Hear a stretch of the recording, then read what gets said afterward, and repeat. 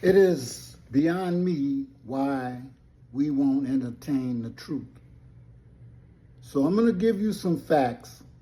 I won't talk to you because I know you don't believe me, and I can see that the truth really bothers you. But maybe if it comes from someone else, maybe you will listen.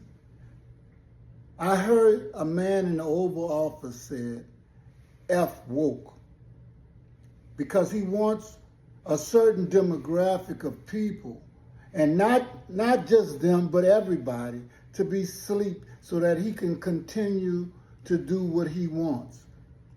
Ultimately, the democratic society that we think we have hasn't been much, but he's even trying to take that. So let's listen to some facts. The human species began in Africa, and everybody who populates everywhere else in the world came out of Africa to do that. What that tells you, the genetic diversity within Africa as the origin of our species is greater than it is between any other two people anywhere else in the world.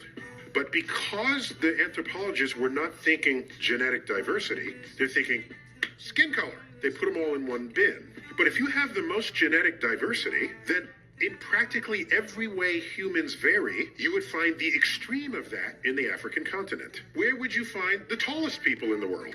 Watusi tribe of Africa. How about the shortest people in the world? Pygmies. The pygmies. The smartest person in the world? Africa. The Europeans did not look for people smarter than they were. To this day, where they find evidence where that might have been the case, you have people saying aliens did it. The aliens did it because when you start lying about who you are, you can't stop, because the lie is what holds you in power and enriches you. The criminals coming from Europe, arriving on the island of Haiti. That's the name of the entire island.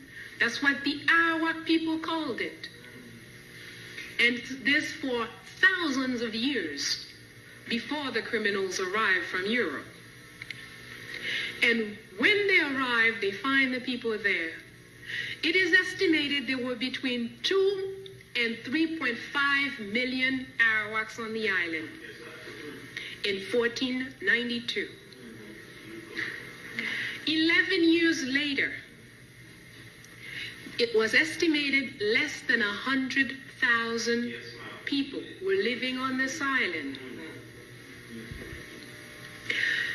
A little before this estimate, as they noticed that the people were just dropping off like flies, the Europeans went to Jamaica, collected a portion of the population there, brought them to Haiti to dig for gold for them. And that population disappeared too. They went to Puerto Rico and brought boatloads of Arawak and Tainos and Caribs. And that population disappeared too in Haiti. We are told this whole process is supposed to be a civilizing process. We are told the Arawaks were savages. We are told, in some cases they even say they were, what's the word they like to say when you eat people? No, cannibals. Cannibals. They were cannibals. But you know, these Arawaks were living there for thousands of years and multiplying. 3.5 million people eliminated in less than 11 years. A few Europeans came. The Europeans were never more than a few thousand on the island. If we had 3.5 million cannibals on an island, and a few thousand Europeans came, and after 11 years, the cannibals were all dead, and the civilizers were still there. Is there something wrong with this information? Obviously. Now let's listen to another lie that has unfolded and been told for so long. Made up the Middle East, and they did it the way they do everything, by lying, renaming, redrawing, detonating, with maps, treaties, and bombs. There was no Middle East before Europe needed it to exist. Not in language, not in geography, not in any indigenous worldview. People of the region called it Bilad al-Sham, the lands of the north, or Greater Syria, al-Mashriq, or the east, Al-Jazeera, the island, Kazakhstan, Hijaz, Yemen, Kufa, Basra, Jund, Filastin, not the middle of the east of Europe. The very phrase Middle East was a colonial hallucination coined by American naval officer Alfred Thayer Mahan in 1902, popularized by British colonial planners in the decades that followed, and locked into place by the Sykes-Picot Agreement of 1916.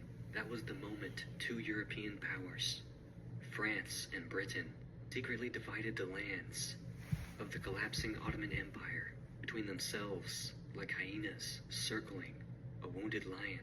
France got Syria and Lebanon, which they invented as a Maronite majority enclave in 1920 to reward their preferred Christian population.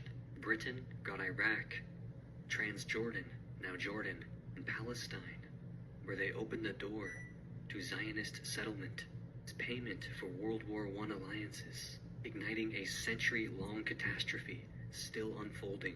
There was no Iraq, there was no Jordan, there was no Israel.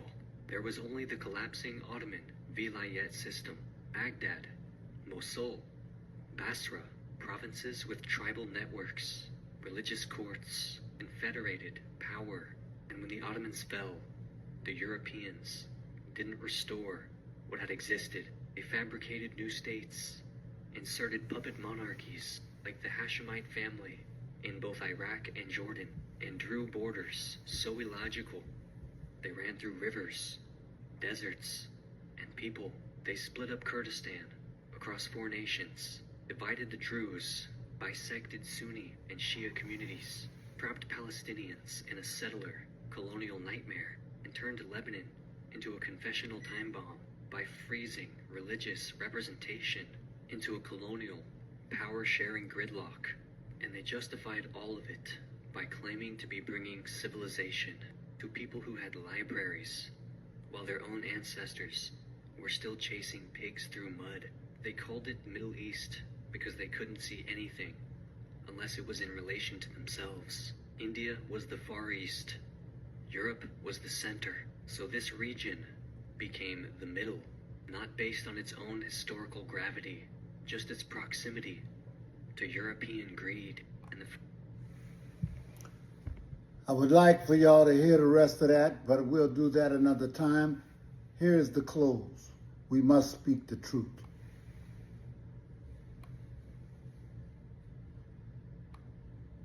American laws are not the black man's laws. Well, the laws here in America were made by white people for the benefit of white people. The Constitution was written by whites for the benefit of whites. It was never written for the benefit of blacks. And when you read the Constitution, I think in Article 1, Section 2, or Section 1, Article 1, some one of the two, and it's in the Constitution, it says that it classifies black people as 3/5 of a man. 3/5 of a man, subhuman, less than a human being. It relegates us to the level of cattle, hogs, chickens, cows, a commodity that could be bought and sold at the will of the master. No, it was written by whites for the benefit of whites and to the detriment of blacks. And when a black man stands up talking about his constitutional rights, he's out of his mind. American laws are not the black man's laws. Well, the laws here in America were made by white people for the benefit of white people. The Constitution was written by whites for the benefit of whites. It was never written for the benefit of blacks. And when you read the Constitution, I think in Article 1, Section 2, or Section 1,